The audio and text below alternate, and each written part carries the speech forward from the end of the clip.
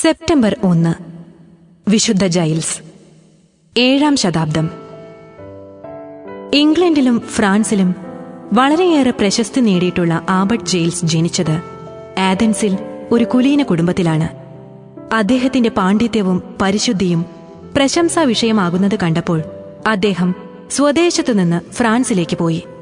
ആദ്യം അദ്ദേഹം റോൺ നദീതീരത്തുള്ള മരുഭൂമിയിൽ ഒരു പർണശാല നിർമ്മിച്ച് അവിടെ താമസിച്ചു. പിന്നീട് നീമേസു വനത്തിലേക്ക് താമസം മാറ്റി. വന്യപഴങ്ങളും കിഴങ്ങുകളും ജലവുമായിരുന്നു അക്കാലത്ത് അദ്ദേഹത്തിന്റെ ഭക്ഷണം.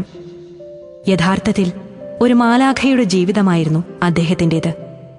ഭൗമിക ചിന്തകൾ കൂടാതെ മിക്കപ്പോഴും പ്രണിധാനത്തിൽ മുഴുകിയിരിക്കുകയായിരുന്നു ആബർട്ട് ജെയിൽസ്. ഒരു മാൻപേടയാണ് ജെയിൽസിന് പാല് കൊടുത്തിരുന്നത്. നായാട്ടിന് വന്ന ഒരു രാജകുമാരൻ ഈ മാൻപേടയെ അനുധാവനം ചെയ്തപ്പോൾ അത് ആബർട്ട് ജെയിൽസിനെ അഭയം തേടി. അങ്ങനെ ജെയിൽസിന്റെ പരിശുദ്ധി പ്രസിദ്ധമായി. ഇദ്ദേഹത്തിന് ധാരാളം ശിഷ്യന്മാരുണ്ടാകാൻ തുടങ്ങി.